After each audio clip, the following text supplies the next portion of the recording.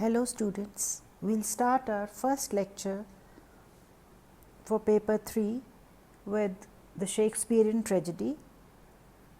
You must have heard about Shakespeare, who was a master craftsman, and while talking about Shakespeare we'll discuss the tragedy mainly because we'll be going to study King Lear, which is one of the finest tragedy in Shakespeare's basket, and we'll see how or what is the substance of Shakespearean tragedy.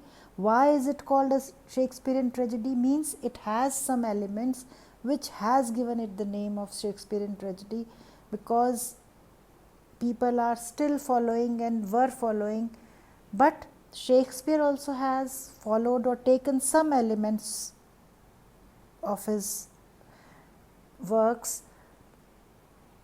and the basic elements of tragedy from the Greek masters. So, when we talk about Shakespearean tragedy, Bradley or A.C. Bradley is one of the main scholar who has written much about his works with main stress on the tragedy, which and the elements, how they are working and how they are placed in his plays, which are characterized as a tragedy. So, when we talk about the conception of tragedy or the tragic fact which is there, we can see that the characteristics of Shakespearean tragedy, they have number of people, and but the story revolves around one hero. There may be two or more than two, the hero and heroine, but primarily the story is one of a person, and then there have to be some problems in the life of that hero that lead to his death. So, this is the basic outline or basic element or basic substance of a Shakespearean tragedy, that it has a hero or a heroine around whom the whole story revolves, and there are some problems in his or her life that lead to his or her death or the tragic fall of that person. So, therefore, we can say that death is a must for a tragedy, and to be called a true Shakespearean tragedy, as Bradley has written, and he says that it is in fact essentially a tale of suffering and calamity conducing to or death. This suffering is not an ordinary suffering, and the state that the hero falls is in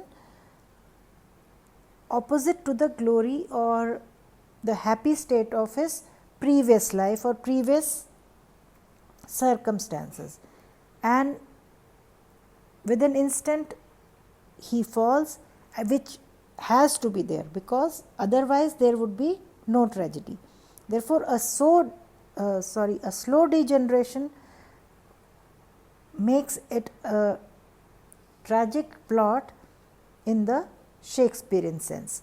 The scene of suffering and woe must appeal to emotions and especially pity. That is one of the main elements of Shakespearean tragedy, because if you don't feel pity, you cannot feel the emotions that you feel for that tragedy that is happening in the life of the hero.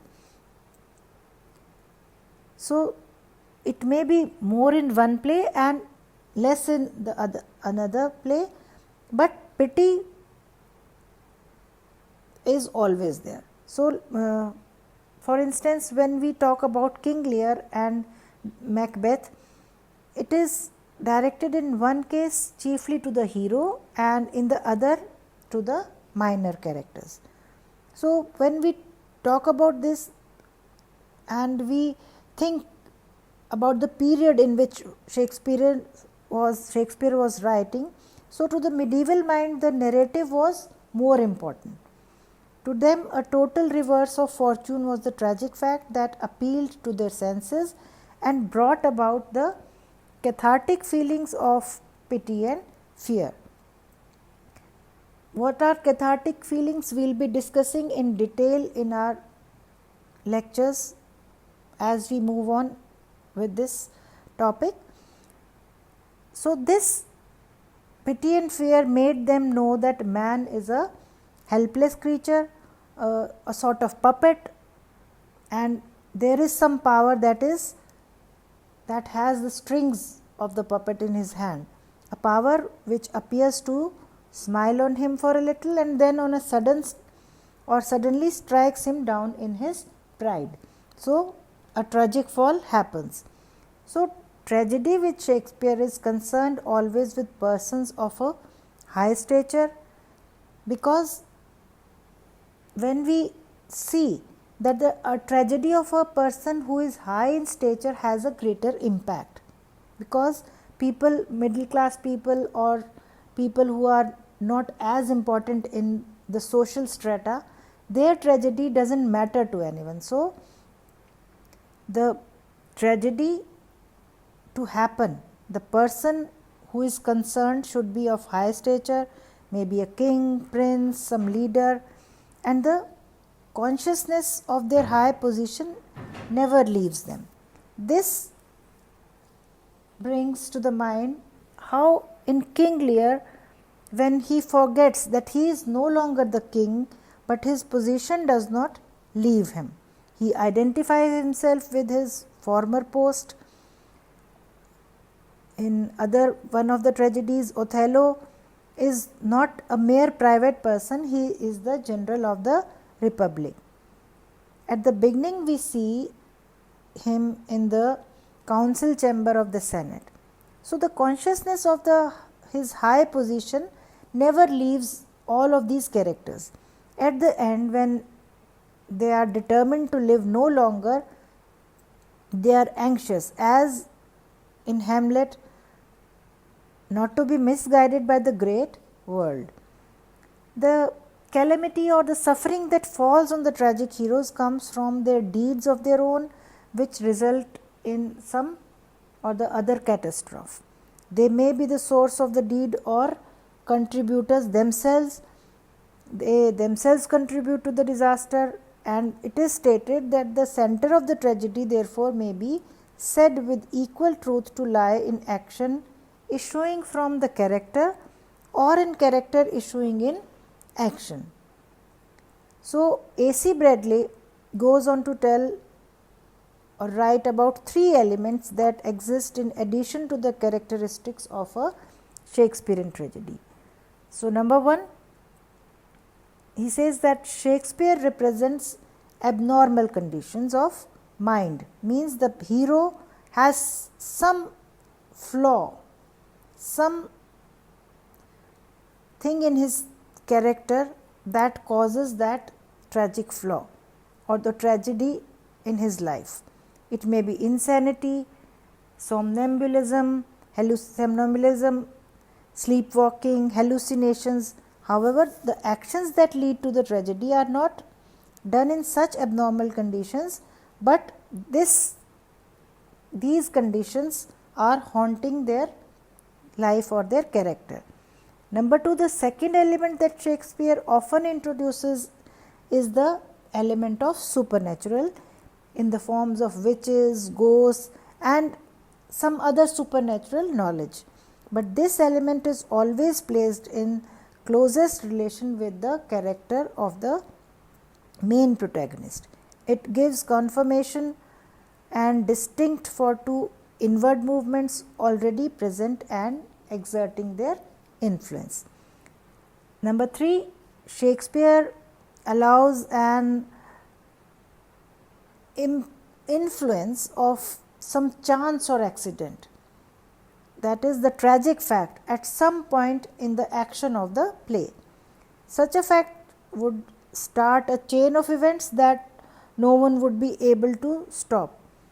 So, Bradley has written, chance or accident here will be found, I think, to mean any occurrence, not supernatural of course, which enters the dramatic sequence neither from the agency of a character nor from the obvious surrounding circumstances.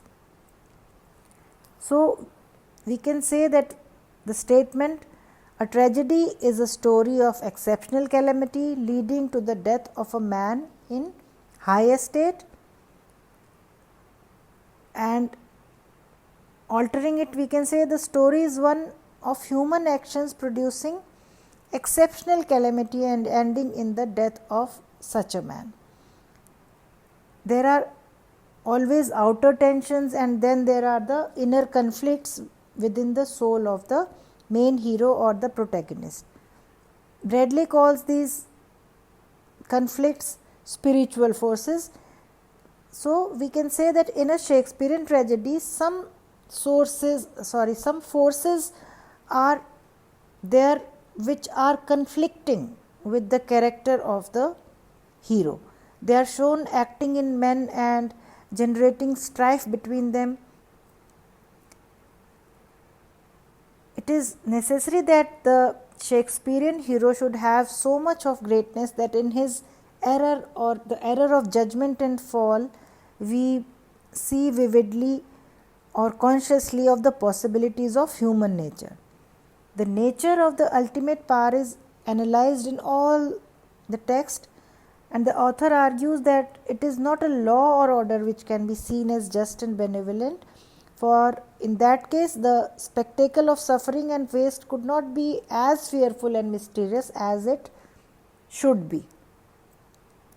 It is not fate, also it might be a force caused by man's thoughts that are transformed into action, and these in turn become the opposite of the thoughts themselves and turn into a monstrous flood which spreads over a kingdom.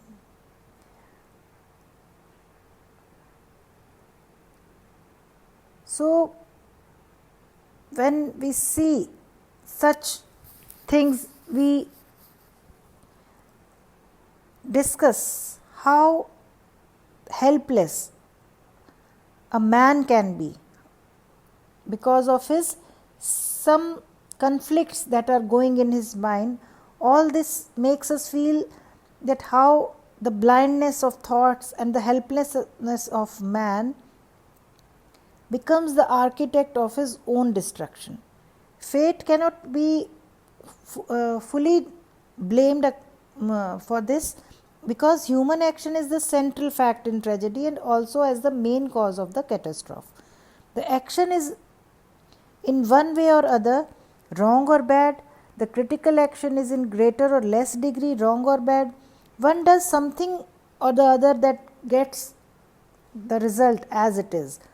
Whatever then one receives is justified. It can also be stated that the ultimate power in the tragic world is a moral order. If that order is disrupted, the nature that has the power to balance establishes that order again. So, this can be called the poetic justice, that which is present in all of the Shakespearean tragedies. Poetic justice is that in which the virtuous is ultimately rewarded and the vicious or bad characters are punished.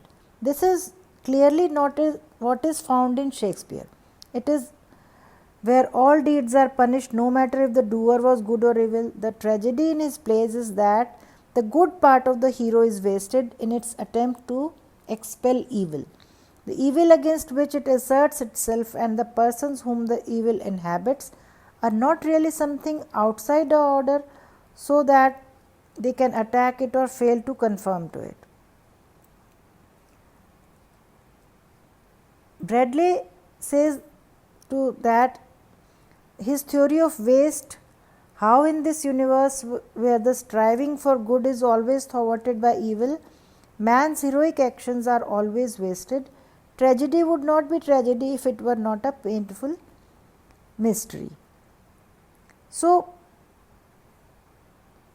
in the starting lecture, we have just taken a brief introduction what we are expecting in the play, that is King Lear, and what you should expect from the play, what are the main elements or what is the substance of the Shakespearean tragedy, and how